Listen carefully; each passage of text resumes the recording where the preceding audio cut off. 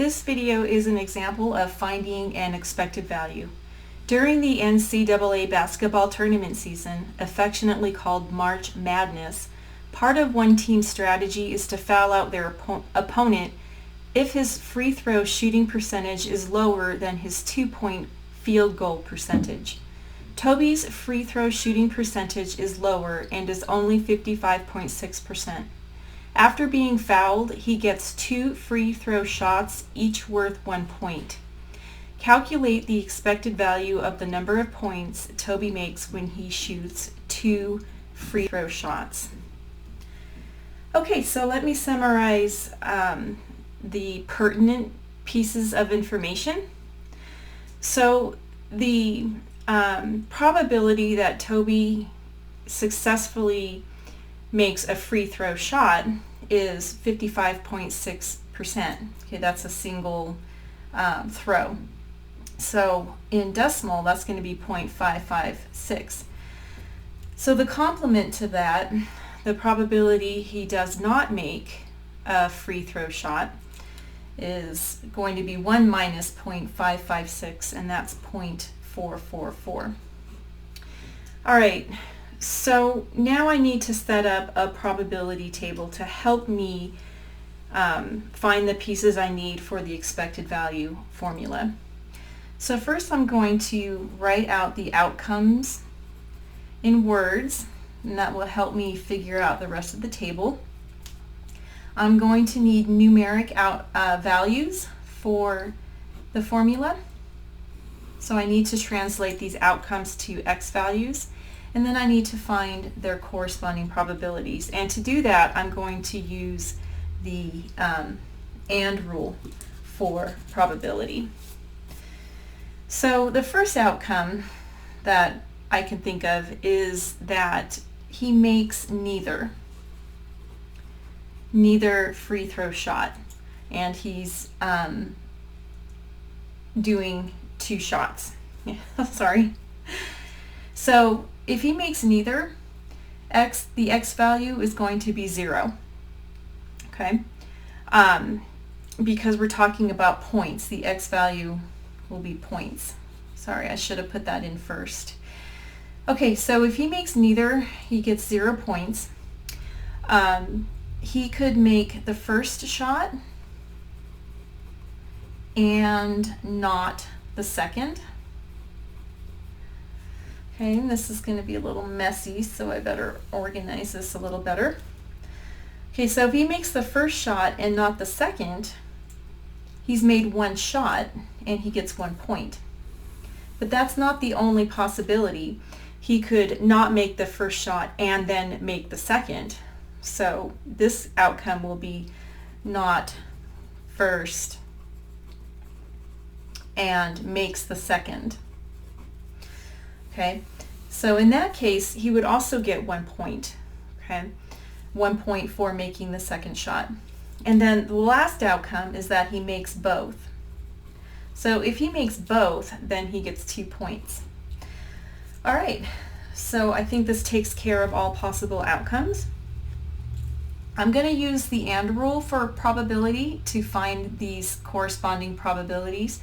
The probability he makes neither is that can be translated as he doesn't make the first one and he doesn't make the second one. Okay, so whenever the AND is stated or implied, you want to use the multiplication rule as a general rule of thumb. So the probability he does not make a shot is 0.444. So the probability he does not make the first shot is 0.444 and not the second. So I want to multiply here.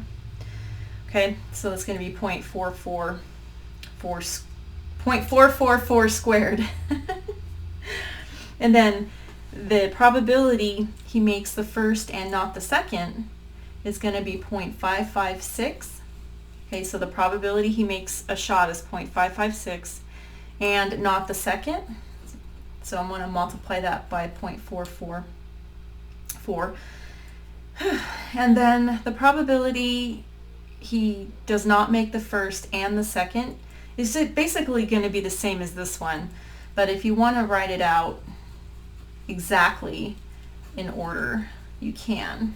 Okay, so it's going to be the probability he does not make a shot times the probability that he does. And then here is the probability he makes both, makes the first shot and the second. So that's going to be 0.556 times 0.556. Now if you take statistics and you cover the binomial probability distribution, you could approach this using a binomial situation, but it's not necessary to do it that way.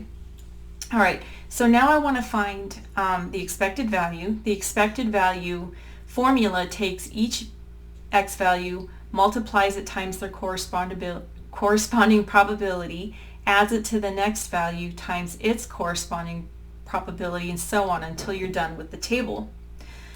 Okay, so I didn't multiply all of these out, but you could do it here, and I suggest not rounding too much until the very end, or you could put it into your calculator as is. So this first term for the expected value formula is pretty straightforward. 0 times anything is 0. Okay, but what it would look like would be 0 times 0.444 squared, because that's 0.444 times 0.444, and then I'm going to add it to the next x value times 0.556 times 0.444, add it to the next x value. I'm running out of room. Okay, times its corresponding probability. Okay, I have to go down a little bit, and then the last one will be 0.556 squared. Okay, so not too bad since this term goes to this first term goes to 0. Okay, but I went ahead and put it in previously into my calculator, and rounding to 3 decimal places, I get 1.112. So in the long run, this is the expected value. You can think about it as a long-term average. Notice that nowhere in this table is 1.112 an actual outcome. Okay, so that's one of the properties of expected value, is that you can think of it as a long-term average.